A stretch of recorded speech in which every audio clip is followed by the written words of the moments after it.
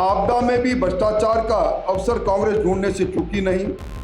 सारी उम्र गुजार दी इसके वृता में मोमिन, अब आखिरी उम्र में क्या खाक मुसलमान होंगे। इस सामरिक समस्या के अंदर भजन लाल जी की सरकार मजबूती से राजस्थान के अवाम के साथ खड़ी है।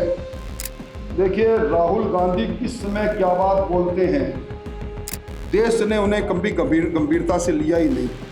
ये मुंगेरी लाल के हसीन सपने हैं कांग्रेस के। राजस्थान के हर समस्या के समाधान और तकलीफ के लिए 24 घंटे हेल्पलाइन के जरिए समस्या की जानकारी लेकर उसका निराकरण करने का कर्तव्य संकल्पबद्ध है।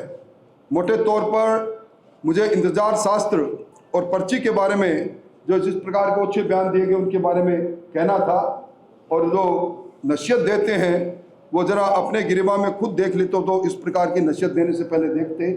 आप सबका धन्यवाद। कोई आपका सवाल हो तो निश्चित तौर पर आप बताएं, जवाब दें। विपदा के समय में साथ देना चाहिए। अशोक गहलोत ने कहा है कि राहुल गांधी ने इस विपदा के विषय में और वैश्विक स्थिति के विषय में बहुत पहले बता दिया था, लेकिन उनकी आवाज को बंद कर दिया गया और उनकी आवाज को नहीं सुना। देखिए, राहुल गांधी किस समय क्या बात बोलते हैं, देश ने उन्हें कभी गंभीरता से लिया ही नहीं। आपने इस बार वो मंजर देखा होगा लोकसभा के अंदर, जब तर्कों के आधार पर बार बार उन्हें कहा गया कि आप अपनी बात रखो, शोर शराबा करना और शोर शराबा करके बिना तथ्य के चलती लोकसभा में लोकसभा के बाहर जाकर कहना मुझे बोलने नहीं दिया जा रहा, ये इस प्रकार की बात को जनता जानती है। आपने यहाँ विधानसभा में कांग्रेस का रुख भी देखा होगा। ये तो मैं धन्यवाद देना चाहूँगा भजन लाल जी को और संसदीय कार्य मंत्री जी को, जिन्होंने हर संभव कोशिश की कि सरकार अपनी तैयारी के साथ प्रतिपक्ष के प्रश्नों का उत्तर दे। साहब, दूसरा सवाल ये है कि जो मंदी का इस टाइम जो वक्त चल रहा है, आपदा का जो वक्त है, इसके अंदर हम पेट्रोल, डीजल और गैस की तो बात कर रहे हैं, पर राजस्थान पत्थर बेस इकोनॉमी है, हमारा पत्थर बाहर जाता था। पहले हमें कर ने मारा और अब किराया मार रहा है। जो कंटेनर जाता था उसका पहले किराया $500 हुआ करता था, वो अब बढ़ के $8,000 तक चला गया है। क्या सरकार इस पे कुछ योजना या कोई पैकेज पे विचार कर रही है? केंद्र सरकार ने डीजल और पेट्रोल पर एक्साइज ड्यूटी कम करके इस समस्या के समाधान की ओर, किराया किस प्रकार नियंत्रण में रहे, कंपनियां किस प्रकार डीजल और पेट्रोल की आपूर्ति करती रही, इसके बारे में कदम उठाया है। ये जो किराया बढ़ा है कि भारत में नहीं बढ़ा, राजस्थान में नहीं बढ़ा, दुनिया में लगभग सभी देशों में इसी प्रकार के हालात से गुजर रहे हैं। मुझे अफसोस इस बात का है, खाड़ी देशों के अंदर राजस्थान के 8 लाख से ज़्यादा लोग अलग अलग कामगार के रूप में दूसरे रूप में गए हैं। राजस्थान की सरकार हेल्पलाइन के जरिए और दूसरे उन सीधा संपर्क स्थापित करने की कोशिश कर रही है। कांग्रेस पार्टी उन लोगों में जिसमें अधिकांश लोग अक़लियत के लोग हैं, उनके बारे में वोट लेने के लिए तो चिंतित रहती है, पर इस समय उनको चिंता नहीं।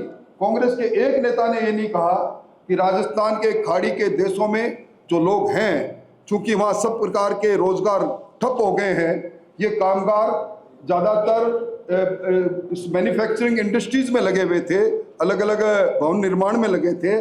भवन निर्माण का काम रुक गया, रोजी रोटी का सवाल है, वहाँ कांग्रेस नहीं बोल रही। मैं उन्हीं से पूछना चाहता हूँ वो चुप क्यों है, उस वोट बैंक के लिए चुप क्यों है जो सर्वाधिक उन्हीं को वोट देते हैं। सर, सेंट्रल की तरफ पर क्या स्टेट भी जो पेट्रोलियम पदार्थों पर टैक्स लग रहा है उसको कम करने की सोच रही है? क्योंकि सेंट्रल ने तो अभी बात कर दी, लेकिन स्टेट भी तो अपना कर लगा रही है। देखिए, आपको पहले पता होगा कि वेट के नाम पर कांग्रेस ने जिस प्रकार पेट्रोलियम पदार्थ, डीजल और पेट्रोल के अंदर दरों को बढ़ाया था, कांग्रेस के जाने के बाद भजन लाल जी ने मूल रूप से उसमें कितनी कमी कर दी। सारे राजस्थान में पेट्रोल और डीजल का रेट समान दर पर हो गए। हमारे सीमावर्ती पेट्रोल पंप बंद हो रहे थे, उनमें भी आवक होनी चालू हो गई।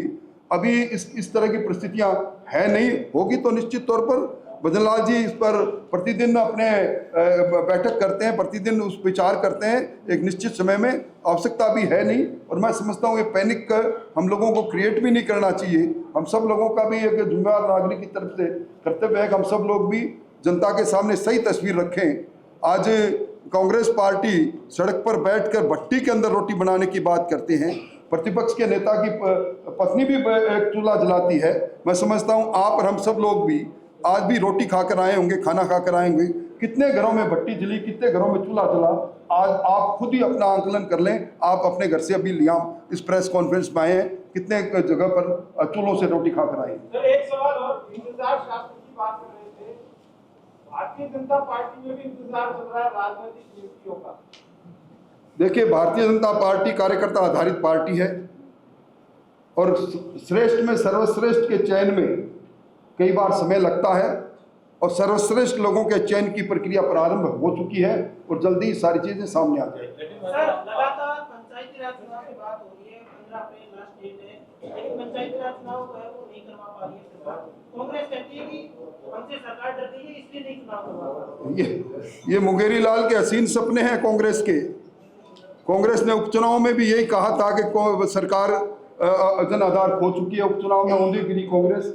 इस बार पंचायत राज के चुनाव में भी, क्योंकि पंचायत राज के चुनाव कांग्रेस चाहती है कि बिना ओबीसी के आरक्षण के हो जाए और भारतीय जनता पार्टी कटिबद्ध है उस वर्ग को जिसको आरक्षण मोदी जी ने दिया, भैरव सिंह जी शेखावत ने जो आरक्षण की व्यवस्था की, उसी आधार पर पंचायत के चुनाव हो। उस औपचारिकता को पूरा करने में सरकार लगी है। अब ये संवैधानिक संस्थाएं अगर विलंब करती है तो उसमें सरकार नहीं, सरकार की तरफ से तैयारी है, पर ये ओबीसी के आरक्षण के लिए उसकी रिपोर्ट के आधार पर जल्दी मैं समझता हूं कि सक्षम स्तर पर इस पर विचार हो रहा है। चलिए जी, बहुत बहुत धन्यवाद आपका, बहुत बहुत आभार।